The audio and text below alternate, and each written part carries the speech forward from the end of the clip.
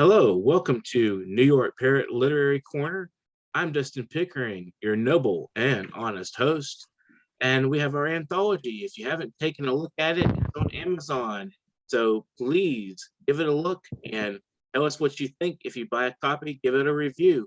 We put a lot of work into this and it was a labor of love. So I hope you will enjoy it. And it is called Literary Parrot Series 1. Just Google that or look on Amazon. Today we have Chika Udekwe, who is an indigenous to the Iga community, Uza Yawana local government area, Enugu State, Nigeria. He is a graduate of English language and literary studies with a Bachelor of Arts in Education from the prestigious University of Nigeria, Chika. He is a member of the National Association of Students of English and Literary Studies, Poets in Nigeria, and Poets Without Borders. Some of his poems have been owned in different languages, international multilingual anthologies such as Rendition of International Poetry, Ark's prose poem, Iraq, Save Africa, USA, Complexion-Based Discrimination, Global Insights, India, and 84 Delicious Bottles for Wole Soyinka anthology in 2018 in Nigeria. He is one of the Beerland poets and Biafran activist. His native food poem, Oja Egbala, was shortlisted among the top 10 winning poems of Food Poetry Competition of Poets in Nigeria 2020. He's author of Songs of the Soul, Songs for the Soul, a collection of poems, a one-time assistant editor of Sears Craft Departmental Magazine 2018. He was the second runner-up of Mr.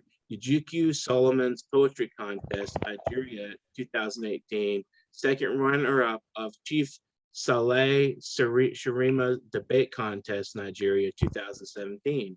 He is an award-winning poet whose favorite poets are mostly Africans by origin. He also likes classical works of Shakespeare and metaphysical poetry of John Donne.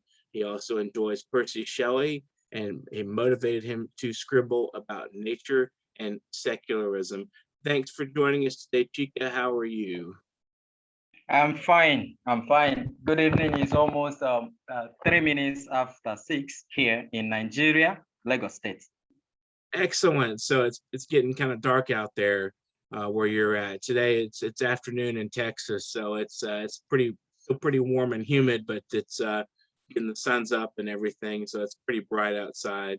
So tell us about how you got involved in some of these international anthologies, and were they themed anthologies, and what were the themes and what drew you to those themes? Okay. Actually, I have friends on Facebook, and that always tag me up on any anthology to submit my works, and then I think we're having network issues. I think I lost you there. On the themes and know what I have to say about my environment, the situation around me, and how I perceive them. Yes. So I see those anthologies as opportunities for me to air my views about what is happening around me. And also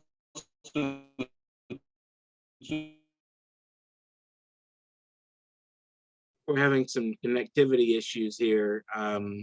Inform is a kind of mystical around. Yeah, I'm having some connectivity issues with your speaker or something goes out here and there. So if you try saying that again. Pardon? Can you say what you just said? Can you say it again? Because we're having some connectivity issues. Your voice went out for a second there. Okay.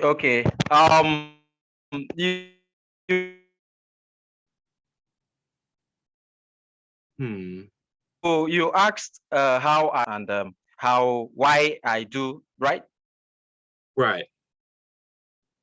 Okay. I have couple of friends on Facebook that always tag me to any of these international anthologies. So I do submit my poems. Sometimes I do go online to shop the internet and to see if I will find anthologies that will demand for my submission. So through that, I do submit my papers, and I think they are the avenues for me to tell the world about what is happening around me and how I feel about what those things affecting me and affecting others. So anthologies and some other links that I do submit my works are a kind of opportunities. There are opportunities for me to tell the world, to air my views, to send across to the people outside this environment that this is what is rightly going on, and they should be aware of. Okay, I see what you're saying. It's basically you look for opportunities to publish. It seems like you publish a lot in anthologies related to food. When you write about food, do you involve like the social aspects, or what sort of approach do you take to that subject? Okay. Well, I think studying literature made me see a lot of areas that I can easily or that can dive into. For example, there are some poems that you read and you see that the themes that are preoccupied in that poems are somehow a kind of a move to appreciating nature. And you get to read some poems and you see the preoccupation, the themes discussing food and beauty and climate change and terrorism and some like my favorite poet, Christopher Kibu. I realized that he discussed a lot of themes which I love and which I also appreciate very well. He discusses spirituality. He discusses social and political activism. He discusses a lot of things, and also bring a situation where critics would say that this person is a controversial poet and a lot of things. So I look into poetry as a means of describing a particular theme on how I understand it, and trying to channel to try to look into another field or a kind of. Okay, so you're drawn to the sort of controversial poets who are seen as creating discussions amongst people about particular subjects and subject matter. That's interesting. I think it's good that we have poets that are willing to address subjects that are sort of not widely discussed, and so that we have certain poets who like to open these issues up in certain ways that bring people to a better understanding of life and nature and society. So what draws you to the English language poets? I noticed you put in your bio, for instance, Shelley. What drew you to those sort of poets, and Shakespeare as well? And I noticed that too. Okay, in English poets like that of Shakespeare, I read supernatural themes and kind of mythology, and there are things that are almost related to my own tradition. we believe in stories, we believe in myth, and we believe in supernatural power. So whenever I picked up that of Shakespeare's work, more especially the play, I see myself trying to understand supernaturalism and also magics. Honestly, I like magic, and I love how Shakespeare twists the topic to make sure that he discussed that magic. And also, I reading his poems, I understand the romantic part of his writing and his interest. So I enjoyed his themes, the supernaturalism, the dark magic also, and some other things like romance and so many other themes like that. And the P.B. Shelley, yes, P.B. Shelley is one of the poets that I love, and he almost whenever I try to read poets who want to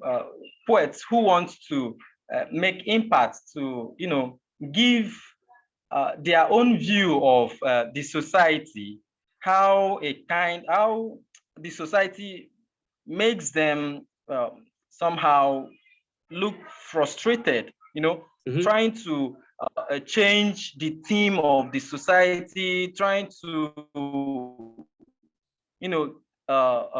bring an idea that, yes, this is how I feel about this idea, and I'm not mandated to follow up the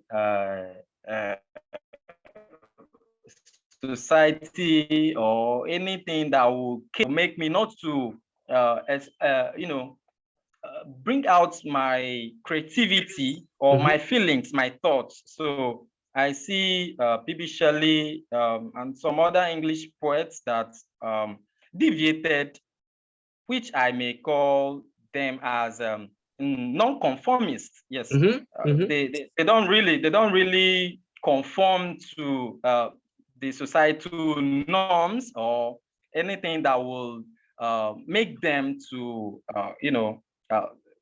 feel bad or seem somehow disturbed. So I see them as being desperate in passionately to express themselves. So that you tend to like poets who are kind of refuse to go with the rest of society, that sort of challenge things and like to really an individual that likes to express their individuality and what they're truly approaching and with the way they see things. And so they challenge what they're seeing in a way that is creative and productive to the society, to help it grow a little bit and maybe even think a little bit differently about itself. I think that's what you're aiming to say. And so speaking of the sort of the activist components of literature, you're also a Biafran activist. So could you tell us a little bit about Biafra? What is that, and what your role in that movement is? Okay.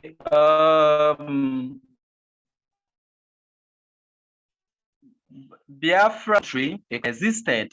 Let me take you to is more historical. Biafra is a country that existed between 1967 to 1970, and it came to existence as a result of issues that were not addressed properly during the military regime of Yakubu Gowon, a former former president.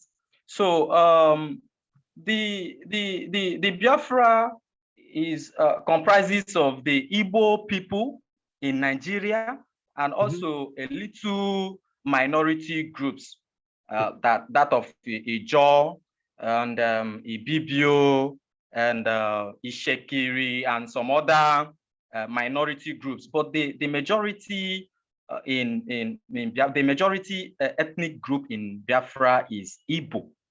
So, and up till today, the issue that was not solved during that time are presently manifesting. And it is somehow that a little thing that the head of state agreed during Gowon's era, that of, yes, Yakubu Gowon. During that time, they went to Ghana, Aburi, Ghana, to discuss on some pertinent issues that could lead to peace, unity, and progress in Nigeria. So upon that meeting, they agreed to implement some agreed collective consensus, a consensus. So when after the meeting, the head of state refused to implement those things, and that led to Nigeria civil war, and that brought to genocide and some other issues like that. So looks like we are not in as right. So it's a dispute about a very political dispute, obviously, that led to separation in Nigeria, and that's basically head of state was not addressing certain things that were he was supposed to accommodate, and then he was not willing to go forward with it. And so it was a separatist movement that sort of, so how does that translate into today's world, into Nigeria today? Okay, yes, actually, when you leave the situation on ground to discuss other things, you see that at the end, you still come back to that situation to address it. You still come back to it. Nigeria, as it is now, is generally seen as something that needs rearrangement. Yes, it is not the marriage. I think we lost you there. Between the northern part of Nigeria is not working again, and there is this fear that if this issue of agitation, freedom, and a lot of things are not addressed, the country may still they may and go into war again, and this is what we don't want. We don't clamor for war, and I use poetry to tell the world that this is what is happening in Nigeria. The situation here is uncomfortable. Right. So in my writing, I'm agitating that there should be justice. There should be fairness wherever they are found missing.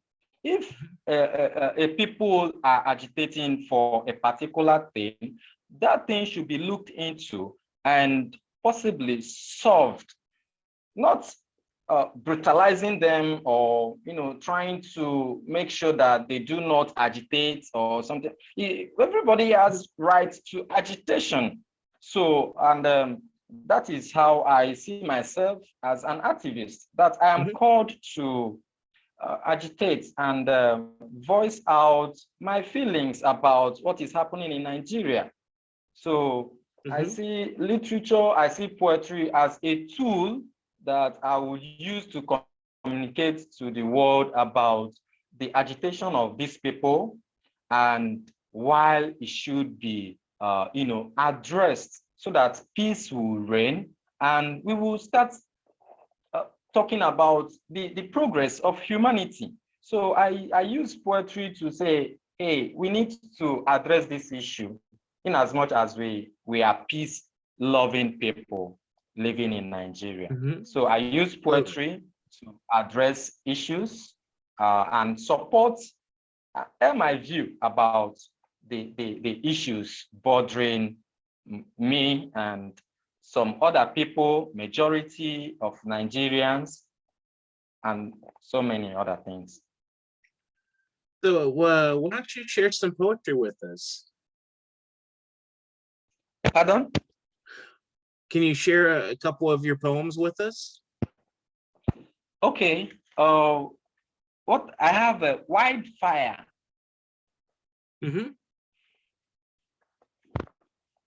The world is intentionally deaf to the voice of the oppressed. When this wildfire comes, leaves old and bud shall dry and burn while nests get burnt. Who knows where the land animals will pace to for their lives? Who knows? Nigeria is consumed by her own proud terrorism. She begot to torture voices. Elegantly enough, she's only existing as a business, and her proud children partly living. But what a business that allows death take over life. The currency unfit and weak for buyers and sellers. And the government of the business trading happily with the future of the people with no shame. When this wildfire comes, surely it will sweep away the living and non-living to the dried ocean of reality of the voice that has been craving but unheard. Because the world we claim to be citizens of chooses to be deaf, not that the voice to avert the wildfire is not loud enough. No, not at all, but it is intentional. That is about the situation that is happening in Nigeria. It's a poem, yes, and is somehow when I listen to the radio, when I see the government not acting to end terrorism in the country, I feel this fear that maybe one of these days I'll stop posting my poems. I'll stop talking about poetry because I'll be terrorized, I'll be kidnapped one day, and then that ends my own life. So I'm agitating that before I leave here, or if I should contribute, this issue of terrorism, banditry, and some other things that disturb our peaceful coexistence should be addressed. And the governments are not helping to eradicate terrorism or insurgency. They are I don't see any improvement to end terrorism. We see every morning in television, every morning we pick our newspapers to read, we see young female children being abducted, being taken away from their schools, and all these things. It happens daily. And when you see it, you feel you think that hey, maybe one day I may be kidnapped or maybe abducted and taken to unknown destination. So it is a kind of an abnormal situation here, and everybody, I'm fearing that life here is not the government try their best to end terrorism and banditry and look into what will make the country economy to boom and make life of our citizens to be somehow relieved from poverty. Right. So that is it. I almost, whenever I talk about Nigerian situation, I feel that I should be the one to implement what I want to do. But I can't do that because I'm not in politics, I'm not in government, I'm only a poet, and I only teach. I only tell my students that, hey, when you grow up, make sure that you do the right thing and you be law abiding. So Right. I don't have any other thing to do than to use poetry to Lost your voice there on the I think we're having connectivity issues again. Can you hear me? I think we lost you for a second there. This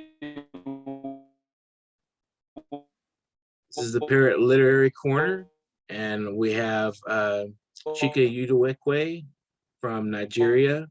He's discussing. This is what is happening. People, okay, hey, okay. I can hear you now. There you are. Okay, sorry about that. We had some connectivity issues. We lost a lot of what you said there from the issues with. Yeah, I couldn't really hear you very well. But yeah, I get the idea of what you were saying. You know, it's a sad state of affairs, and it's good to encourage people to, you know, especially young people to abide by the law, and also to practice self-defense. I mean, if something happens, you know, I mean, you have to be willing to know what to do. I mean, I'm not just talking like fight back in violent terms, like, but in some other ways too. You know, who do you get in touch with if you find something suspicious? I mean, we have a lot of abductions and things here in the United States too, and a lot of human trafficking issues from all over. You know, the Houston where I'm at, it's a big issue, and human trafficking is a major problem. And I don't know who would want to buy a young girl. I mean, it just why? You know, what's the purpose of having something like that? You know, somebody like that. So yeah, it's situations are rough. I mean, and I'm, you know, I can't speak for Nigeria, but I can speak for the United States. You know, it's there's some issues here too, like with abductions and you know, violence and conflicts. But it sounds like what you're saying is it's a lot of this is historical in nature in Nigeria, and there's a lot of still a lot of unresolved issues. Probably, you know, I would say dating back to colonialism, you know, with the British and their way of separating things up and for their own purposes. And you know, I've read a little bit about it, so I don't know if that's a fully accurate picture of what's going on today. But if you want to share another poem with us, I think we can do that. Okay, let me look for another poem. Mm-hmm. It's like it's getting dark out there. Yes, it's becoming dark here. It's becoming dark here. Let me bring down. Okay. Chika Udekwe today, and he's from Nigeria, and we were just discussing the Biafran situation with Nigeria, and he's going to read us some poetry. So we're going to have an excellent reading of poetry from Chika. Yes. Individual people that contend with society. And whenever you're ready, just go shoot right into it. You're ready to read the poem, just feel free to shoot into it. But yeah, he's pulling out his poetry. He's gonna pull out his major weapon here of defense against society, you know, poetry. And we're gonna hear what he has to say and enjoy and relish in the moment of listening to his poetry and his writing. He's a big fan of Shakespeare and Percy Shelley and many African poets. I'm sure he'll tell us a little bit more about African poets in a minute when we ask him about that. Okay. Whenever you're ready. I still want to, let me see if I will get a prose poem. Okay. Which I have here. Prose poem. Excellent. A prose poem. Yes. For you viewers out there, check out our anthology on Amazon. It's Parrot Literary Corners Anthology. The Literary Parrot, which is series 1. If you want to Google that, or go ahead and use your various search engines to find that on Amazon. Or if you want to get in touch with me, if you're a contributor, I'll send you a PDF of the anthology through Facebook or through email. So feel free to get in touch with me any way you want to get in touch. We have many contributors to this thing. It's a massive 249 pages. Okay, go ahead. All right. Mm-hmm. The flame. I have seen fires in their desirable strength to burn to ashes the hearts of men. I have in a little period felt the heat of their closeness to my young soul. It was really warm and satisfying. But none has flame. And this, as I have convinced myself, though not absolutely, makes me ignore these fires most times. My friend, my mind one February evening uttered audibly that any lady that should be a fire or created as one or seen with such magnificent beauty of fire should have a flame. Fire has a long tongue, though not as soft and steadily watery as ours, and not in any way brief as ours too. It is this tongue that touches sincerely every heart of a noble man and the holy heaven. The truth in this be that the fire's beauty is its strength, and its strength, its vigorous flame. And so the lady's beauty is her character, and her character, her true love. That's beautiful. That's a love poem about, you're discussing beauty there, what is beauty and what are its qualities. A very romantic poem. Love it. Absolutely beautiful. So who are some of you mentioned, an African poet or two. Maybe you could tell us a little bit more about some of your favorite African poets. Okay. I during my studies, I learned about Nekriduduna, poet of negritude, poets of negritude. So I read about Neo Shundure. I read about Leader Singh and Dennis Brutus. I read about Theolozuka. I read about Theolozuka. If you read his poem, Motoka, the Motoka, you see that the situation we are still seeing today has been there for ages, still protesting, satirizing how we turn blind eyes, how we see ourselves deviating from discussing the situation on ground. So, and I see a kind of a link up preoccupation of teams. They always protest. They always, in a way that will bring, humor and seriousness. And we have other poets. We have my own poet, Christopher Kibo, and what again? There are many. Talk about David Diop. Talk about David Diop.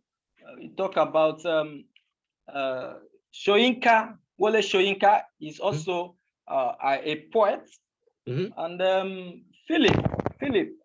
We also have Ogadi, our own writer, and so many of them that contributed, although they are somehow grouped according to what my poet says, that we have the pre-colonial poets that discussed about lost you again there. Our people lived, how. Oh, can you get me now? Yes. Okay. So there are also African poets during the colonial time that were raising their voices to condemn the evils perpetrated by the colonial masters, and also the post-colonial poets who also talked about the independence of the people, and also see the independence as a way of addressing some issues. So all these poets have their issues. They have themes they discussed. And this time around, the 21st century poets here, I think, as an African poet, should discuss what is still hindering peace and progress, what is affecting the African continent, what is he should be talking about Pan-Africanism. He should be talking about humanity and not talking about beauty. Because I see, if you check all our African poets, they don't describe the beauty of flower. They don't talk about mosquitoes that are beautiful, or cockroaches that are beautiful. They talk about how they were beaten, how they were brutalized, how they were tortured, and also how they were resiliently demanding for freedom. And how they always talk about the well-being, how humanity will be saved. Okay, I think if you come to Nigeria today, some do write about COVID-19. You know, right. Some do write about COVID-19, and poems you've seen how what is disturbing the whole world, and not just Nigeria in particular, or Africa. Right. So the African poets I read and understand their themes always discuss what is happening around the environment that is affecting the right. Yeah, I think that's true. That poets should be reflecting the environment, and it's the desire for freedom. Human desire for freedom is essential to what we do, and I think it's powerful when someone is deprived of freedom and they're suffering and their situation is not being addressed. They write these powerful, impactful poems that really strike the human heart hard, because they show what we're missing, what's being and as you mentioned, satire, and being able to laugh at ourselves sometimes too is essential, even if we're in a bad situation or in a really being neglected politically or something, and there's the oppressor. We can laugh at the oppressor, we can ridicule the oppressor, and make them look to be the fools they are, and the jerks they are. I think that's wonderful that it's a good talent to have, to be able to do that, because the situation is so dire sometimes, so it's wonderful that there's poets and there's writers out there that can really bring that to light, but also bring it to the light in a way that it doesn't feel like you're just reveling in the dark all the time, So that's wonderful. So if you have a few words of encouragement to writers out there, maybe a few thank yous to say to people who've encouraged you throughout your writing writing history as a student and as a poet in the world. We have time for that if you want to do that.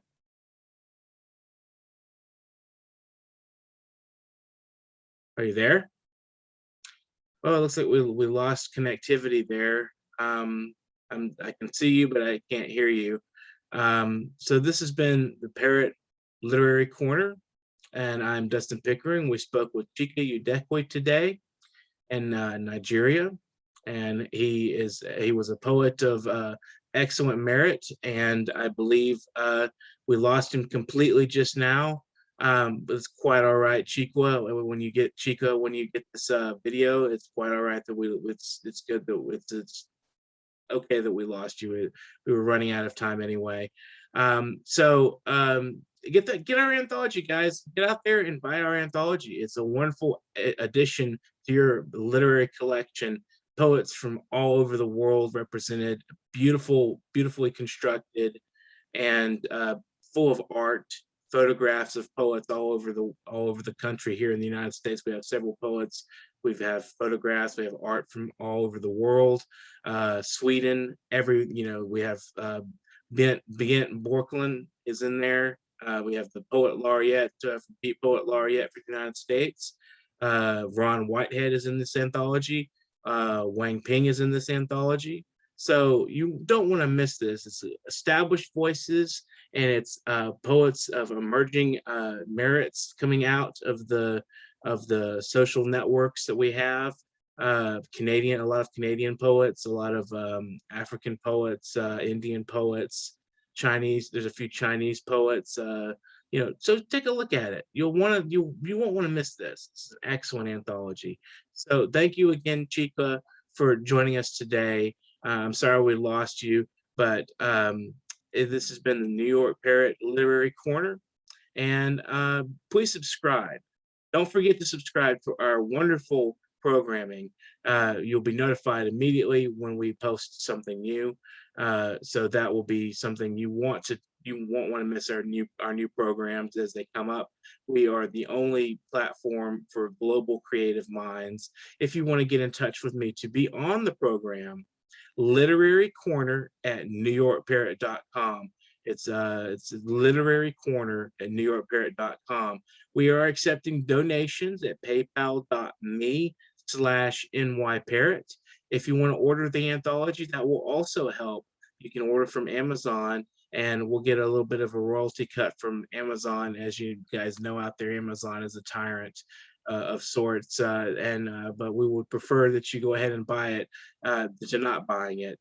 So thank you guys for joining us. Chika, it was wonderful talking with you about situations in Africa and the dire need for freedom, individuality, confrontation with society, satire, laughing at oneself, and all of these assorted merits to literature. Definitely really enjoyed the talk. Guys, keep up in touch with us. Leave some comments. Give us a like on the thumbs up on there, or the thumbs down if you don't like it. If you don't like what we're doing, tell us why. We want to hear your voice. So please be in touch. Literary Corner at newyorkparrot.com. And I'm Dustin Pickering. This has been Parrot Literary Corner. Today we were in Nigeria. Tomorrow, you don't know where we'll be. So it'll be wonderful to hear from you guys, and keep an eye out. Keep watching the program. This is the voice for humanity.